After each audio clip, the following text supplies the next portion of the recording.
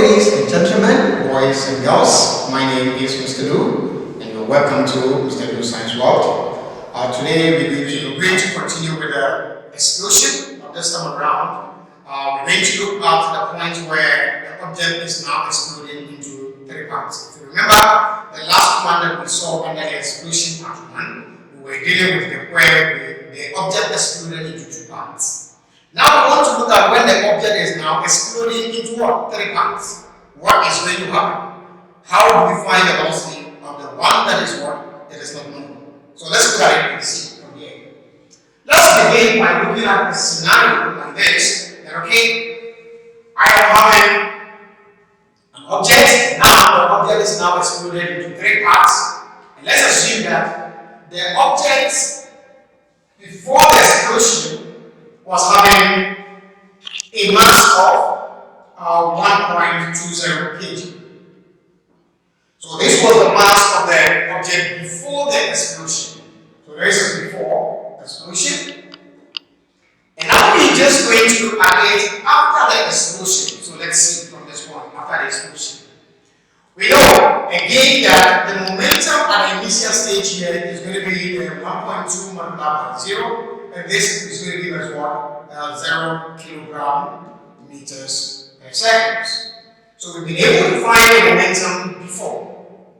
Let's look at what happens after the explosion. Now it has exploded, and let's assume that 0.5 kg moved in the north direction. So we are having a 0.5. Okay, there is a half or a piece that moves in the north direction, and it moves with 0.5 kg of mass, and the velocity from that part, let's assume it is 3.0 meters per second. Okay, so we are moving in the north direction, and we are having this part that moved in the north direction. Now we are having another part that is moving in the southwest, 45 degrees southwest. So let's say we have this here, it is moving on the side, and this piece, let's assume that this piece is our 0.3 kg, and it is moving in the southwest with a velocity of 4.0 meters. So we have seen this piece in this direction, the other piece moving in the north, but this is moving with an angle of this 45 west. Now we are going to have a situation here, and what is that situation? That is a situation where the other part which is left is just say it's in this place here. Here. So it is having a certain velocity which is not known, and that is what we are going to look for. We're going to find that velocity. Or the whole mass, we need to find the mass of these particular parts. Let's look at it. This was 1.20, and now we are having 0.5 here and 0.3.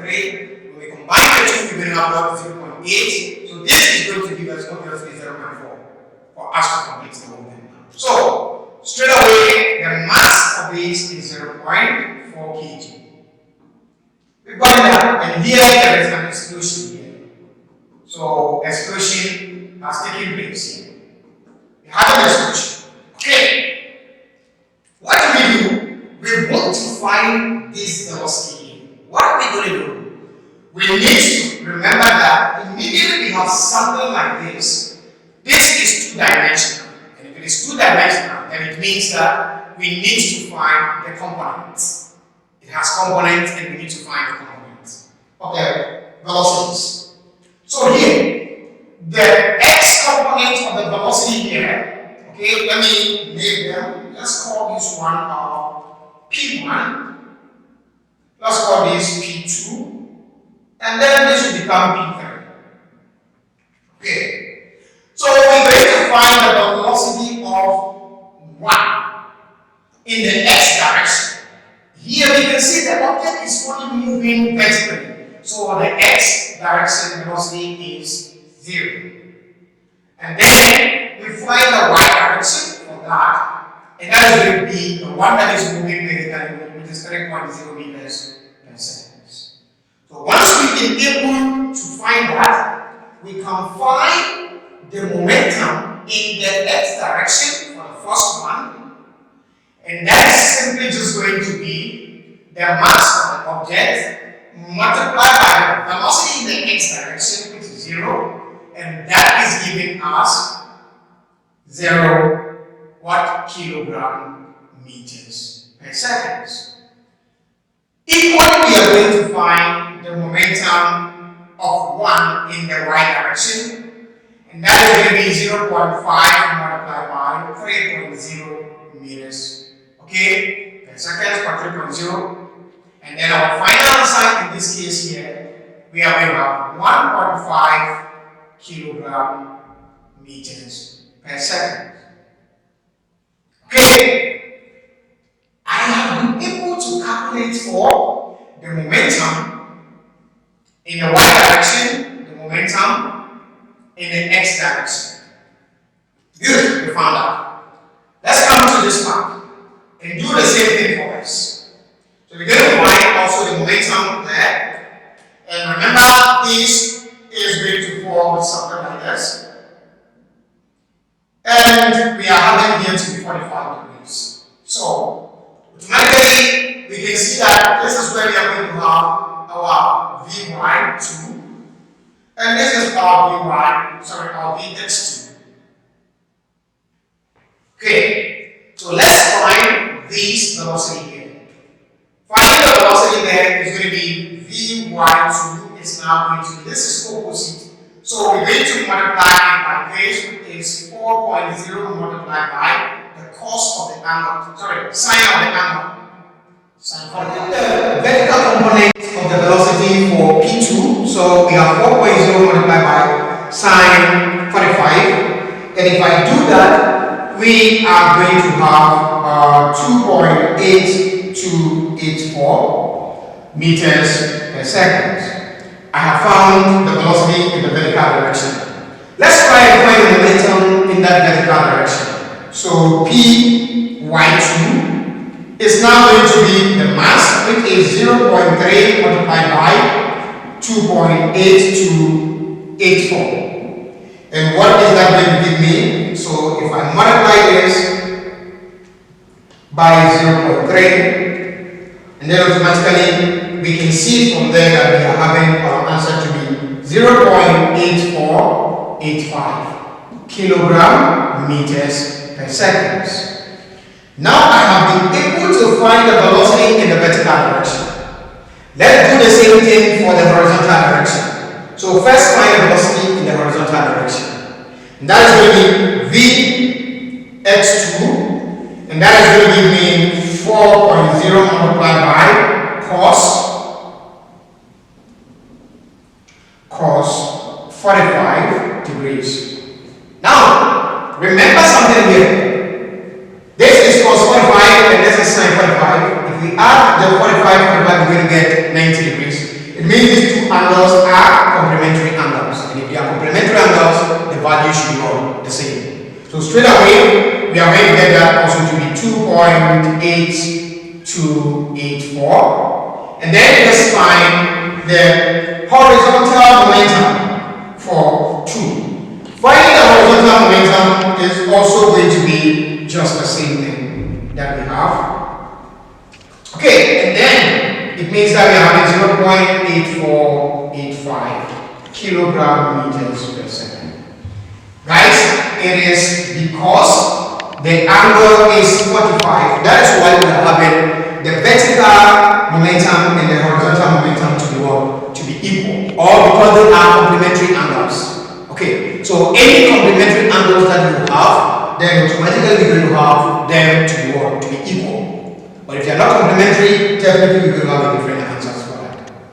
Alright, let's go to the third part, or the third piece.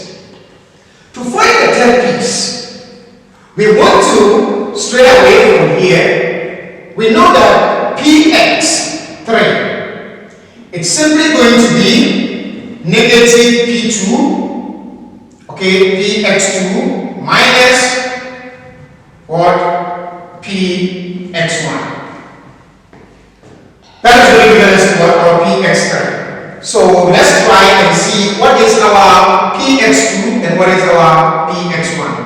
px2 here, px2 straight away, we are having px2 here to be 0.8485. That is our px2. So negative 0.8485. Okay? And then we'll subtract from px1. What is our px1? Our px1 is 0. So if we do this, our answer will be negative 0.8485 kilogram meters per second. Right, so that is the horizontal momentum for the third piece. Let's find the vertical momentum for the third piece. That is going to be py3 is now being equal to negative py1 minus py2. And what is that going to give me? Okay, so we'll check from there and we can see that py1, what is our py1? Our py1 is 1.5 minus, what is our py2? Our py2 is here, and py2, we got it, oh sorry guys, this is py2, okay. Oh, py2 is here, okay, right. py2, we got it as 0, okay, so negative is here, and this is 0 of that, so that's 0.8485. Let's try and work out this and see what we are going to have. Guys, check something out here. If you check, you can see that this falls into the third quadrant, and in the third quadrant there we can see that the y value there should be negative, okay, and the x value is also negative. So I expect that that value there should become what? A negative value. So this will be negative. And when we solve these together, we are going to have that minus 1.5, let us see. So we'll have negative 0.651.5. Okay, and that is going to be in kilogram meters per second. So we've been able to find that as well. Immediately I have found x-ray and px3 and py3. What do I need to do? I need to find p3. So let's check and see. What is going to be our p3? Our p3, it's simply going to be the vector sum of what we have there. The vector sum of the two. So that is just going to be square root of px3 plus py3 square of that. How did we come about that? Okay. Now we have gotten this value and we got that to be negative. And we got this also. Okay. So if we try to draw a vector of that, we're going to have this as our vector. And this will go this way. And we can see this is 0.6515. And this is giving us 0.8485. And we will draw these, and that is the resultant that we are looking for, which is our p3. The resultant we are looking for. And this is the angle theta that we will find later on. So let's go on and solve for this problem. We do the substitution there. And once I do the substitution, I I can see that I am having 0.8485 squared plus 0.6515 squared of that, and what is going to be the answer? So let's quickly punch that into the calculator and let's see what that is going to give to us. Okay, so we have bracket open for that again, 0.6515, and we squared that also. That is equal to 1.0698. That is our P3, and this is kilogram meters per seconds. We have gotten the momentum, but what were we looking for? Our interest is to find the velocity. What is velocity there? We know that momentum is simply m3 v3. And what is the P3? The P3 is 1.0698. What is the M3? M3 is 0.4. So 0.4 multiplied by V3. And then we'll be able to find what? Our V3.